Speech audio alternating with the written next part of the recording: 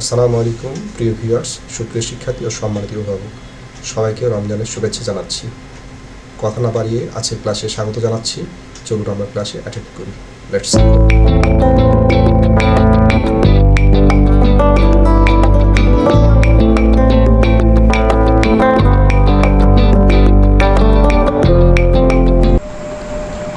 তাহলে আমি যেটা বলছিলাম, আমরা প্রথমে শুরু করেছিলাম এই যে ভার্ব দিয়ে শুরু।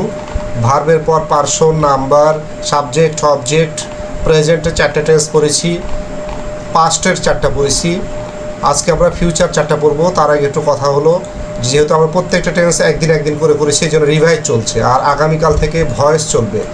ভয়েসগুলো কীভাবে হবে? ভয়েসগুলো একটা টেন্স আকারে হবে। যারা নতুন তাদের জন্যে ইনশাল্লাহ সুবিধা হবে, ঝামেলা হবে না। তাহলে আমরা শুরু করে দিই হচ্ছে ফিউচার টেন্স। অল্প সময়ে কাজ করব, ঝামেলা নাই।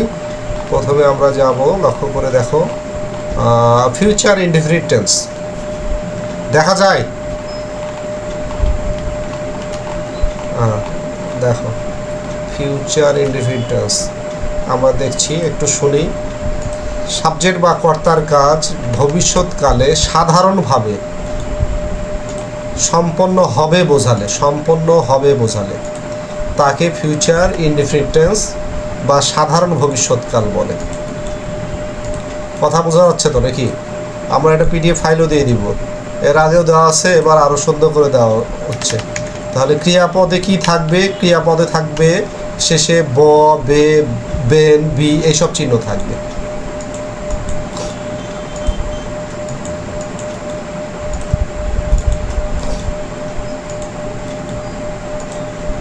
ইংরেজি করার জন্য সাবজেক্টের পর স্ট্রাকচারটা আমরা দেখি। সাবজেক্টের পর শ্যাল বা উইল হবে। সাবজেক্টের পর সাহায্যকারী ভাব এখানে কি থাকবে? শ্যাল বা উইল। এই যে লক্ষ্য করে দেখি, শ্যাল বা উইল। তারপরে মূল ভাবটা প্রেজেন্ট ফর্ম হবে, তারপর অবজেক্ট থাকলে হবে, তারপর এক্সটেনশন যদি থাকে তাহলে হবে। শ্যালটা হবে যদি আই বা উই থাকে, অর্থাৎ first person singular number I আর পুরো নাম্বার উই, এই দুইটা সাবজেক্ট থাকলে শ্যাল হবে। অন্য সকল সাবজেক্টে আমরা উইল ব্যবহার করব। তাহলে আমরা উদাহরণ লক্ষ্য করি, আগে দেখি। আমি ভাত খাবো, এখানে যদি ক্রিয়াপদ দেখি খাবো ক্রিয়াপদে ব আছে। ইংরেজি করা চেনার নিয়ম লেখা ছিল, ব থাকে, বে থাকে, বে ইত্যাদি থাকে। এই যে চেনার নিয়মে ব, বে, বি, বেন, এই এখানে ব যুক্ত আছে। তাহলে এটা বোঝা যাচ্ছে এটা ফিউচার ইনডেফিনিট। তাহলে ইংরেজি করার নিয়ম আমরা লিখেছি, সাবজেক্ট পর শ্যাল বা উইল হবে। তাহলে এখানে আমি বলেছি আই থাকলে শ্যাল লিখতে হয়, আই শ্যাল। ভার্বের প্রেজেন্ট ফর্ম ইট, অবজেক্ট এখানে আছে রাইস। প্রশ্নবোধক বাক্য হলে শ্যালটা আমরা বাক্যের প্রথমে লিখে দিব। আর যদি না বোধক বাক্য হয় তাহলে শ্যালের পরে নট বসাবো। খুবই সহজ করে বলছি আমি, একটু মন দিয়ে শুনলে ইনশাল্লাহ পারা যাবে। আর যদি প্রশ্নবোধক হয় শ্যালটা বাক্যের আগে, না বোধক হলে শ্যালের পর not. I shall not eat rice. আমি কি ভাত খাবো? শ্যাল আই ইট রাইস, প্রশ্নবোধক ছিল। আমি কি ভাত খাবো না, প্রশ্নবোধক না বোধক দুটোই একসাথে, নেগেটিভ অ্যান্ড ইন্টারোগেটিভ। তখন কি লিখবো? Shall I not eat rice. শ্যালটা সাবজেক্টের আগে আর নটটা সাবজেক্টের পরে ব্যবহার করবো আমরা। আর শেষে অবশ্যই প্রশ্নবোধক বাক্য হলে প্রশ্নবোধক চিহ্ন কিন্তু দিতে হবে। এবারে আরেকটা বাক্য লিখেছি, তুমি এখানে আসবে। এখানে লক্ষ্য করে দেখো বে আছে, উপরে দেখো চেনার উপায়ে বে লেখা আছে, অর্থাৎ এটা ফিউচার ইনডেফিনিট টেন্স। তাহলে ইউ আছে, যেহেতু আই আর উই থাকলে শ্যাল লিখতে বলেছি, ইউ আছে তাহলে উইল হবে, ইউ উইল। ভার্বের present form come, you will come. এখানের ইংরেজি here, you will come here. প্রশ্নবোধক বাক্য হলে আমরা উইলটা বাক্যের প্রথমে লিখবো। না বোধক বাক্য থাকলে উইলের পরে নট, না বোধক প্রশ্নবোধক হলে will you not come here. এইভাবে আরও একটা বাক্য লিখেছি, তিনি ঢাকা যাবেন। তাহলে he will go to Dhaka. একইভাবে যদি আরেকটা বাক্য লিখেছি প্রশ্নবোধক না বোধক, তোমরা নিজেরা এখন করতে পারবে।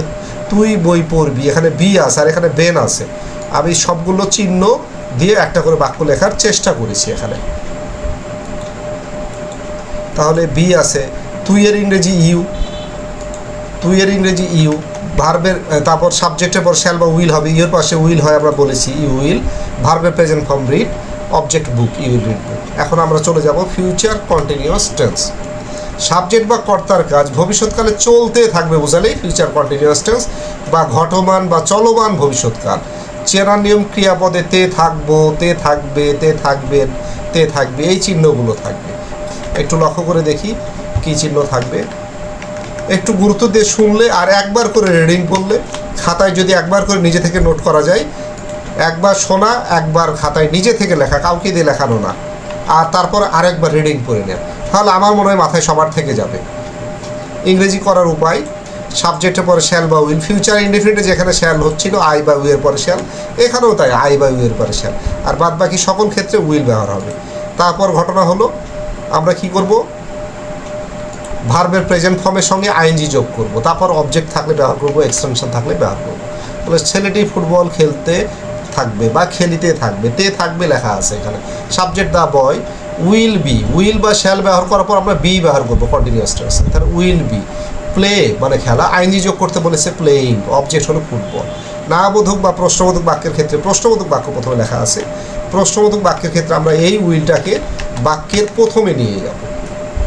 আর যদি না বোধক বাক্য করি তাহলে the boy will not, the boy will not, এই যে উইল এখানে আছে, উইলের পরে নট বসাবো, তারপর কিন্তু বি থাকবে, the boy will not be playing football. একটু মন দিয়ে শুনি আমরা। প্রশ্নবোধক না বোধক হলে উইলটা বাক্যের প্রথমে, উইল সাবজেক্ট যেহেতু নাউন তার জন্য আমি নটটা আগে এনেছি, যদি নাউন এই যে দ্য বয় এই জন্য নটটা আগে এনেছি, যদি আমরা নটটা এখানেও রাখি will the boy not be playing football, তাতেও উত্তর হয়ে যাবে। আর নটটা আগে নিয়ে গেলে আমরা তখন কন্ট্রাকশন মোড করবো, অর্থাৎ নটটা সংক্ষিপ্ত করতে পারি। সংক্ষিপ্ত রূপ হলো এরকম, উইল নট সংক্ষিপ্ত হয়ে গেলে ওন্ট হয়ে যায়, ওন্ট হয়ে যায়, বানার একটু ভুল হয়েছে, WON''T, ওন্ট, উইল নট একসাথে রেখে ওন্ট হয়ে যায়। আবার আলাদা করে লেখা যেতে পারে উইল নট, অথবা will the boy not, will the boy not be playing football. তো আমরা ঘুমাইতে থাকবো বা ঘুমাতে থাকবো যাই বলি না কেন, তাহলে উই তারপর শ্যাল বি স্লিপিং। না বোধক হলে শ্যালের পরে নট, প্রশ্নবোধক হলে শুধু শ্যালটা আগে দিব, না বোধক প্রশ্নবোধক হলে শ্যাল বাক্যের প্রথমে, আর উইয়ের পর বা সাবজেক্টের পরে এখানে নট ব্যবহার করব। ফিউচার পারফেক্ট টেন্স, আমরা এর আগে প্রেজেন্ট পারফেক্ট করেছি, তারপর পাস্ট পারফেক্ট। প্রেজেন্ট পারফেক্ট নয়, ফিউচার পারফেক্ট হলো পাস্ট পারফেক্টের সাথে কিছুটা মিল আছে। ভবিষ্যৎকালে দুইটা কাজ সম্পন্ন হয়ে যাবে এমন বোঝানো ফিউচার পারফেক্ট। যেই কাজটা প্রথমে হবে সেটা ফিউচার পারফেক্ট, আর যেই কাজটা পরে হবে সেটা ফিউচার ইনডিফিনিট বা প্রেজেন্ট ইনডিফিনিট। এটা কিন্তু টেন্সের মধ্যে একটু জটিল। যে কাজটা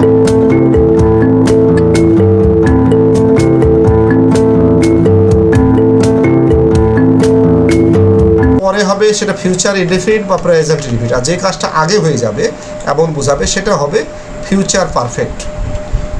ফিউচার পারফেক্টের আমরা সূত্র লক্ষ্য করছি বা স্ট্রাকচার লক্ষ্য করছি। ফিউচার পারফেক্টের ইংরেজি করা নিয়ে হলো সাবজেক্টের পর শ্যাল বা উইল ব্যবহার করব, আর সেই শ্যাল বা উইলের পর একটা হ্যাভ ব্যবহার হবে। এখানে শ্যাল বা উইলের পর ফিউচার কন্টিনিউয়াসে বি ব্যবহার করলাম, আর ফিউচার পারফেক্টে আমরা এখানে হ্যাভ ব্যবহার করব, শ্যাল বা উইল তারপর হ্যাভ, তারপর ভার্বের পাস্ট পার্টিসিপল ফর্ম, তারপর অবজেক্ট, তারপর এক্সটেনশন। এরপরের বাক্য ঘটনা হলো এখানে উদাহরণ যে বাক্যটা লেখা থাকবে সেই উদাহরণের প্রথম অংশের ইংরেজিটা শেষ দিকে লিখতে হবে, আর শেষ অংশের ইংরেজিটা প্রথম দিকে যাবে। আমরা পাস্ট পারফেক্ট যখন করেছিলাম তখন কিন্তু এই কথাগুলো আলোচনা করেছিলাম, প্রথম অংশের ইংরেজি শেষে, শেষ অংশের ইংরেজি প্রথমে। ওখানেও আমরা বিফোর আফটারের ব্যবহার শিখেছিলাম, এখানেও তাই আছে। বিফোর মানে আগে, এই জন্য আগেরটা ফিউচার পারফেক্ট, আফটার মানে পরে, তাই আফটারের পরেটা ফিউচার পারফেক্ট। বিফোর মানে আগে, আগেরটা ফিউচার পারফেক্ট, আর ডান পাশেটা তাহলে হবে ফিউচার অথবা প্রেজেন্ট ইনডিফিনিট। আফটার মানে পরে, পরেরটা ফিউচার পারফেক্ট। আমরা বক্সের মধ্যে সূত্র লক্ষ্য করছি, বাম পাশেরটা আফটারের বাম পাশেরটা ফিউচার ইনডিফিনিট অথবা প্রেজেন্ট ইনডিফিনিট।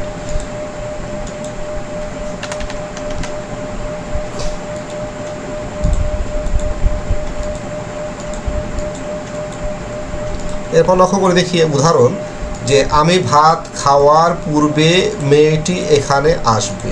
এখানে দুটো বাক্য, মেয়েটি এখানে আসবে। আমি বলেছি শেষের বাক্যটাকে ইংরেজি আগে লিখবো, মেয়েটি এখানে আসবে এটাকে আমরা প্রথমে লিখব। আর পূর্বের ইংরেজি বিফোর, স্ট্রাকচারে লিখেছি বিফোরের আগেরটা ফিউচার পারফেক্ট, তাহলে মেয়েটি এখানে আসবে এটা ফিউচার পারফেক্টে ইংরেজি করব। দ্য গার্ল উইল হ্যাভ, আসার ইংরেজি কাম, কামের পাস্ট পার্টিসিপল ফর্ম কাম, হ্যাভের পর ভাবে পাস্ট পার্টিসিপল ফর্ম হবে, এখানে ইংরেজি হ্যাভ। আমি বলেছি বিফোরের ডান পাশেরটা ফিউচার ইনডিফিনিট অথবা প্রেজেন্ট ইনডিফিনিট, তাহলে আমি ভাত খাওয়ার ফিউচার ইনডিফিনিট যদি করি তাহলে আই শ্যাল ইট রাইস, আর যদি প্রেজেন্ট ইনডিফিনিট করি দ্বিতীয় বাক্যটা লিখেছি আই ইট রাইস, তখন আর শ্যাল ব্যবহার হবে না। আরেকটা বাক্য লক্ষ্য করি, তুমি বিদ্যালয়ে যাওয়ার পরে রহিম কাজটি করবে, আফটার দ্বারা যুক্ত। রহিম কাজটি করবে আমরা প্রথমে লিখবো, এখানে আফটারের সূত্র যেহেতু, তাই আফটারের পরে বাক্যটা তুমি বিদ্যালয়ে যাবে, এটা ফিউচার পারফেক্ট হবে। আর রহিম কাজটি করবে, এটা ফিউচার ইনডিফিনিট হবে। তাহলে রহিম কাজটি করবে ফিউচার ইনডিফিনিট যদি করি, রহিম উইল, ভার্বের প্রেজেন্ট ফর্ম ডু, অবজেক্ট হলো দা ওয়ার্ক। আফটারের পর তুমি বিদ্যালয়ে যাও, এটা ফিউচার পারফেক্ট ইংরেজি করলে ইউ উইল হ্যাভ, গোর পাস্ট পার্টিসিপল ফর্ম দিতে হবে গান টু স্কুল। আবার নিচে আমরা আরেকটা বাক্য লিখেছি, আমরা যে অংশটা লিখলাম Rahim will do the work future indefinite, এই অংশটা প্রেজেন্ট ইনডিফিনিট যদি করি তাহলে হবে রহিম ডাজ দ্য ওয়ার্ক। রহিমের পর সরাসরি verb present form do present form, যেহেতু রহিম থার্ড পারসন সিঙ্গল নাম্বার, এই জন্য ভার্বে এস বা ইয়েস যোগ হবে, তার জন্য এখানে হয়ে গেল Rahim does the work after you will have gone to school. এখানে দুটো করে বাক্য লক্ষ্য করছি আমরা, যে কোনো একটা বাক্য লিখলেই ইংরেজি হয়ে যাবে। আরেকটা বাক্য লিখেছি আমরা, আমরা লেখার পরে তোমরা পড়বে, একই নিয়ম। আফটার দ্বারা, তাহলে আফটার পরেরটা ফিউচার পারফেক্ট করতে হবে, তাহলে আমরা লেখা এইটাই ফিউচার পারফেক্ট করলে হবে we shall have return, after পরে অংশ। আর বাম পাশে তোমরা পড়বে, এই ইংরেজিটা ফিউচারে রিপিট করলে ইউ উইল রিড, আর প্রেজেন্ট রিপিট করলে শুধু ইউ রিড, তখন আর উইল ব্যবহার হবে না। লাস্ট বার tense future perfect continuous tense, ভবিষ্যৎকালে কর্তার কাজ কোনো নির্দিষ্ট বা অনির্দিষ্ট সময় ধরে চলতে থাকবে বোঝালে ফিউচার পারফেক্ট কন্টিনিউয়াস টেন্স। আমরা এর অর্থ হলো পুনর্ঘটিত ঘটমান ভবিষ্যৎকাল। আমরা আগামী দিন, গতদিন পাস্ট পারফেক্ট কন্টিনিউয়াস করেছি, তারও আগের দিন আমরা প্রেজেন্ট পারফেক্ট কন্টিনিউয়াস করেছি, এখানে ওই টেন্সগুলোর সাথে মিল আছে। এখানে ক্রিয়াপদে ফিউচার কন্টিনিউয়াস যেমন তে থাকবো, তে থাকবে, তে থাকবে ইত্যাদি চিহ্ন থাকে, এখানেও সেই চিহ্নগুলোই থাকবে।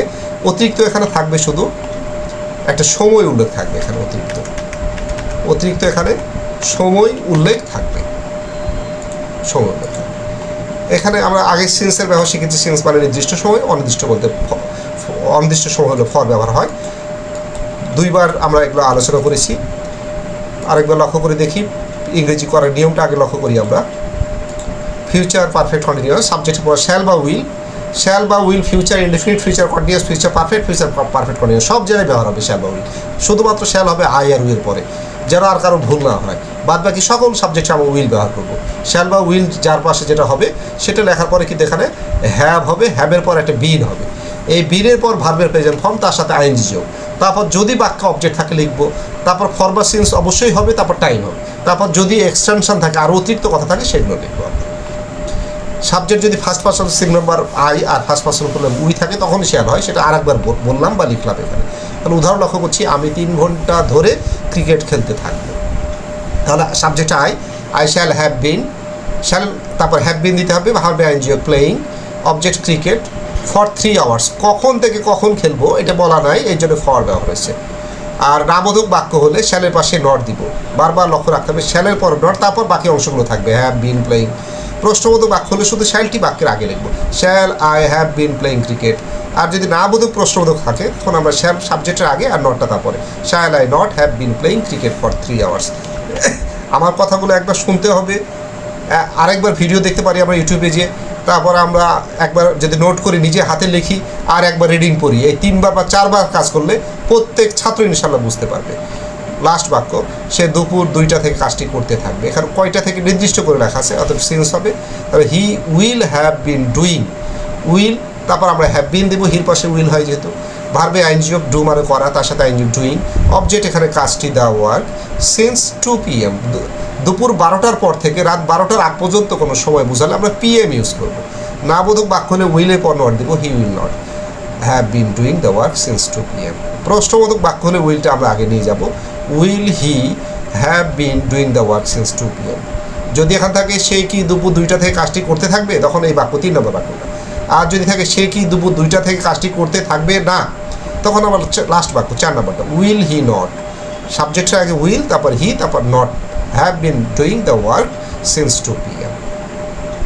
তাহলে আমরা ইনশাল্লাহ আগামীকাল বৃহস্পতিবার 10টা 10-এ, আমার নেট প্রবলেম হওয়ার কারণে 5-7 মিনিট লেট হয়েছে ঢুকতে, আমি টাইমেই ঢোকার চেষ্টা করছিলাম। সবাই ভালো থাকবে, আর তোমাদের কাছে আমন্ত্রণ এটা যে তোমরা যারা ভালো ছেলে মেয়ে যারা ক্লাস করতে চায় তাদেরকে আমাকে জানাবে, তাদেরকে আমি ক্লাসে অ্যাড করে নেব। প্রিয় ভিউয়ার্স, সুপ্রিয় শিক্ষার্থী, সম্মানিত অভিভাবক, যদি আমার ভিডিওটি ভালো লাগে তাহলে একটা লাইক, একটি পজিটিভ কমেন্ট, সে সাথে ভিডিওটি শেয়ার করে অন্যকে দেখার সুযোগ করে দিবেন। ইনশাল্লাহ আগামীতে অতি শীঘ্রই অন্য কোনো প্রয়োজন নিয়ে অতি শীঘ্রই আপনাদের সামনে হাজির হব। সেই পর্যন্ত সবাই ভালো থাকবেন, অন্যকেও ভালো রাখবেন। আল্লাহ হাফিজ।